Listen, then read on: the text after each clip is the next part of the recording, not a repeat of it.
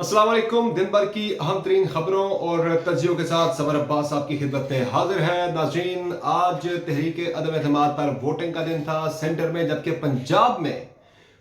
नए वज़ीर आला के इलेक्शन का आज दिन था। दोनों तरफ ही ये प्रोसेस आज ना हो सका, चूंकि पंजाब में वाज़ेह अक्सरियत हासिल थी हमजा शहबाज साहब को पंजाब का सीएम बनने के लिए, जबकि सेंटर में इमरान खान साहब जो हैं वो अददी अक्सरियत जो है इस वक्त उनके मुकाबले में अपोजिशन को हासिल थी। 196 मेंबर जो हैं वो अपोजिशन के बेंचेस पर मौजूद थे, लेकिन जब तहरीक अदम एतमाद पेश की गई तो वही हुआ जिसका खदशा था। इमरान खान साहब ने आज सबको एक बड़ा सरप्राइज दे दिया। पूरी अपोजिशन जो है वो सख्ते में चली गई जब स्पीकर की जानिब से अनाउंस किया गया कि आर्टिकल 5 के तहत नेशनल असम्बली में जो तहरीक अदम एतमाद है उसे खारिज किया जाता है और कौमी असम्बली के इजलास की कार्रवाई को गैर मुअय्यदा मुद्दत के तक के लिए मुलतवी कर दिया गया। इस पर इसके फौरन बाद जो सारी चीज़ें जो है एक के बाद एक इवेंट जो होता गया, ये पहले से प्लान थे, वेल प्लान थे कि जो ही ये असम्बली की कार्रवाई हुई उसके फौरन बाद प्राइम मिनिस्टर इमरान खान जो है उनका वीडियो बयान जो है वो नशर किया गया पीटीवी के जरिए, जिसमें उन्होंने असम्बलियाँ तहलील करने का ऐलान करते हुए इसकी समरी जो है वो सदर मुमलिकत को भेजने का ऐलान किया। सदर मुमलिकत ने फौरी तौर पर उसके कुछ देर बाद ही नेशनल असम्बली को तहलील कर दिया और 90 रोज़ में अब नए इलेक्शन होंगे।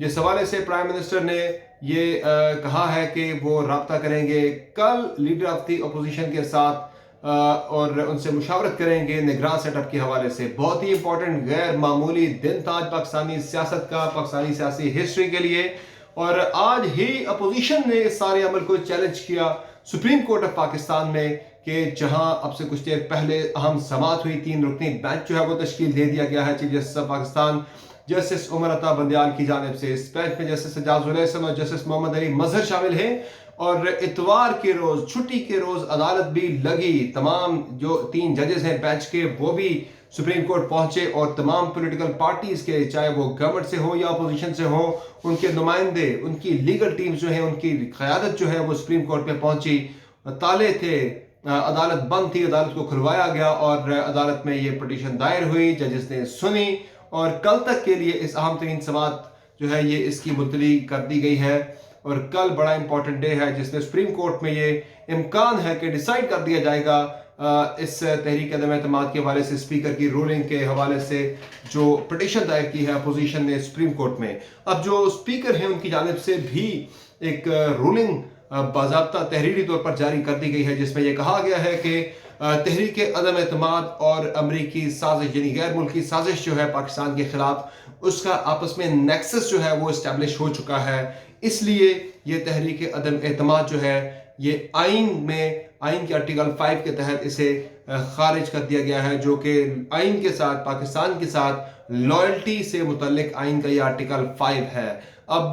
जो भी है मामला जिस तरह से भी आगे बढ़ता है, हुकूमत वक्ती तौर पर अपने आप को फातेह करार दे रही है। आज पाकिस्तान तहरीक इंसाफ के जो कारकुनान हैं, जो हमायती हैं, वो बहुत ज़्यादा खुश दिखाई दे रहे हैं कि इमरान खान ने एक ही बॉल से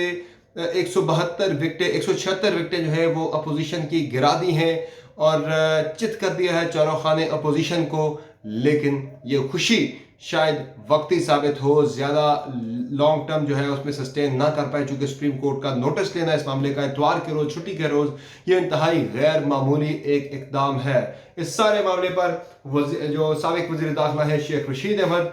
उनसे जब हमारी बात हुई तो उन्होंने ये कहा कि इस सारे मामले पर ये जो आज इक़दाम उठाए गए हैं उसमें अस्करी क़यादत जो है वो बिल्कुल ऑन बोर्ड थी, उनको एतमाद में लिया गया इस सारे मामले पे।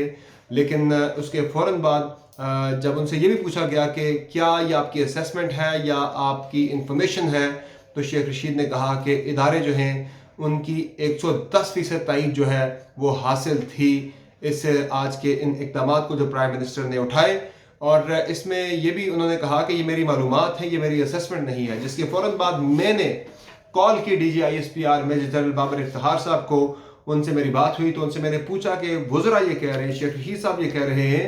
कि आज जो इक़दाम उठाए गए हैं उसमें आपका इदारा यानी पाक फौज जो है वो ऑन बोर्ड थी। तो उस पर DGISPR ने फौरी तौर पर जवाब दिया, एब्सोल्युटली नॉट, हमारा इस मामले के साथ कोई ताल्लुक नहीं है। نہ ہی ہمارا کوئی اس میں کوئی عمل دخل ہے، بلکہ یہ ایک خالصتاً سیاسی عمل تھا جس کا فوج سے کوئی لینا دینا نہیں ہے، نہ ہی فوج نے مداخلت کی۔ وہ لوگ جو اس معاملے کو فوج کے ساتھ جوڑ رہے ہیں یا فوج کے ساتھ جوڑنے کی کوشش کر رہے ہیں، وہ سراسر جھوٹ بول رہے ہیں۔ یہ بڑی واضح کیٹیگوریکل ویز میں، کیٹیگوریکل ورڈز میں D G I S P R نے آج وضاحت جاری کی کہ ایبسولوٹلی ناٹ، ہمارا اس معاملے کے ساتھ کوئی تعلق بھی نہیں ہے۔ اس کے بعد ناظرین، اب جو پولیٹیکل پارٹیز ہیں وہ تمام کی تمام کہہ چکی ہیں کہ عمران خان صاحب کی جانب سے آئین توڑا گیا ہے، قانون توڑا گیا ہے، آئین شکنی کی گئی ہے، اسپیکر کی جانب سے آئین شکنی کی گئی ہے، ان کے خلاف آرٹیکل 6 کے تحت بھی کارروائی ہو سکتی ہے۔ کابینہ فی الحال ڈیزالو ہو چکی ہے، اگر گورنمنٹ کسی کے خلاف آرٹیکل 6 کے تحت کارروائی کرنا چاہے تو وہ بھی پروسیڈ نہیں کر سکتی، چونکہ آرٹیکل 6 کے تحت سنگین غداری کا مقدمہ اگر کسی کے خلاف قائم کرنا ہو تو پھر پہلے اس کی کابینہ سے منظوری لینا ضروری ہوتی ہے۔ چونکہ اس وقت کابینہ نہیں ہے، شیخ رشید صاحب کے بقول عمران خان صاحب 15 دن کے لیے پاکستان کے وزیر اعظم ہیں، چونکہ صدر مملکت نے آئین کے آرٹیکل 224 کے تحت پرائم منسٹر عمران خان کو کام جاری رکھنے کا کہا ہے، اور 15 روز بعد جو کیئر ٹیکر سیٹ اپ ہے وہ ملک کی باغ ڈور سنبھال لے گا، اور 90 روز کے اندر نگران سیٹ اپ نے نئے انتخابات کروانے ہیں۔ پنجاب کے اندر بھی آج صورتحال اپوزیشن کے لیے کوئی زیادہ فیوریبل نہ رہی کہ وہاں پہ ہلڑ بازی ہوئی، شور شرابہ ہوا، جس کے بعد ڈپٹی اسپیکر نے جو پنجاب اسمبلی کی کارروائی ہے وہ 6 اپریل تک ملتوی کر دی ہے۔ 6 اپریل کو ہر صورت میں ووٹنگ ہونی ہے، اور چودھری سرور صاحب جو کہ گورنر کے عہدے سے آج صبح ہی برطرف ہوئے، انہوں نے میڈیا سے گفتگو کی اور یہ انکشاف کیا کہ مجھے یہ کہا گیا گزشتہ روز فون کر کے عمران خان صاحب کی جانب سے کہ چونکہ پرویز الہی صاحب الیکشن ہار رہے ہیں اس لیے اسمبلی کی کارروائی کو ملتوی کریں، لیکن میں نے ایسا کوئی بھی غیر قانونی اقدام نہیں اٹھایا، غیر آئینی اقدام نہیں اٹھایا، اسے سپورٹ نہیں کیا، جس کی پاداش میں مجھے عہدے سے آج ہٹا دیا گیا۔ بہت ہی انٹرسٹنگ پولیٹیکل سچویشن ہے ناظرین۔ اس وقت پورے ملک میں ایک آئینی بحران جو ہے وہ پیدا ہو چکا ہے، لیکن ایک چیز بڑی واضح ہے کہ حکومت نے چونکہ یہ بھی کہا، پرائم منسٹر عمران خان نے کچھ دیر پہلے، کہ نیشنل سیکیورٹی کمیٹی کے اجلاس کے منٹس میں یہ معاملہ ڈسکس ہوا ہے، چونکہ جو اعلامیہ جاری کیا گیا تھا قومی سلامتی کمیٹی کا 2 روز پہلے، اس میں کہیں بھی انٹرنیشنل سازش کا یا پاکستان کے اندر تحریک عدم اعتماد کا کوئی بھی ذکر نہیں تھا، بلکہ اس کمیونیکیشن کو ان ڈپلومیٹک اور پاکستان کے داخلی امور میں مداخلت قرار دیا گیا تھا، اور ساتھ ہی ساتھ امریکہ کے سامنے سخت احتجاج کرنے اور ڈیمارچ کرنے کا، ان کے سفیر کو بلا کر احتجاج کرنے کا ڈپلومیٹک طریقے سے یہ کہا گیا تھا۔ لیکن آج تو خان صاحب نے اس عہدیدار کا، امریکی عہدیدار کا نام بھی لے لیا ہے، ڈونلڈ ان کا نام ہے، اور ان کے بارے میں مزید تفصیلات بھی جو ہیں وہ آہستہ آہستہ سامنے آ رہی ہیں۔ لیکن جس طرح سے آج خان صاحب نے خود مینشن کیا ہے کہ نیشنل سیکورٹی کمیٹی کے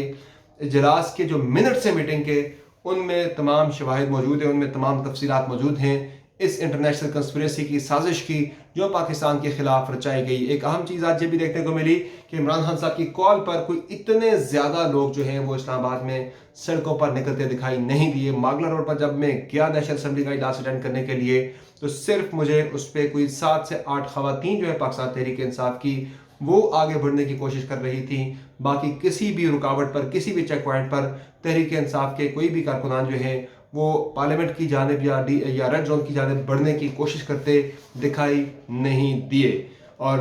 پارلیمنٹ جب میں گیا وہاں میری آصف علی زرداری صاحب سے ملاقات ہوئی، وہ بھی کافی زیادہ حیرت میں مبتلا تھے۔ لیکن سب سے انٹرسٹنگ سینیریو جو میں نے پارلیمنٹ کے اندر دیکھا، جو ہی یہ اجلاس ختم ہوا تو فوراً ہی میں اپوزیشن کی لابی میں چلا گیا کسی طرح سے سنیک ان کر کے۔ وہاں جو ماحول تھا وہ بڑا ہی ٹینس تھا۔ جب جو ہی کارروائی ختم ہوئی تو پاکستان تحریک انصاف کے وہ ارکان جو باغی ہو گئے ہیں، جو ڈسیڈنٹس ہیں، ان کے چہرے اترے ہوئے تھے، وہ بہت زیادہ ڈرے ہوئے تھے، جو کہ ان کی حالت دیکھ کے یقین جانیے کہ ان کی حالت پر مجھے بھی ترس آنے لگا تھا کہ وہ گھبرائے ہوئے تھے کہ اب عمران خان بچ گئے ہیں، چونکہ اب وہ نہیں چھوڑیں گے، ان کے ساتھ بہت ہی برا سلوک کریں گے۔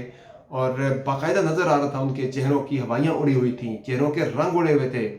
لیکن جو ہی اس کے بعد خان صاحب نے اسمبلی توڑنے کا اعلان کیا تو وہ جو پاکستان تحریک انصاف کے ہی باغی ارکان تھے، ان کے چہرے جو ہیں وہ خوشی سے دوبارہ سے کھلکھلا اٹھے، اور کئی نے جو ہے وہ یہ کر کے اس کو سیلیبریٹ بھی کیا، یعنی کہ جس طرح سے کوئی ان کی بہت بڑی کسی ٹینشن سے جان چھوٹ گئی ہو۔ انہوں نے بہت زور سے جو ہے ایکسپریس کیا، آوازیں لگا کے اپنی خوشی کا اظہار کیا،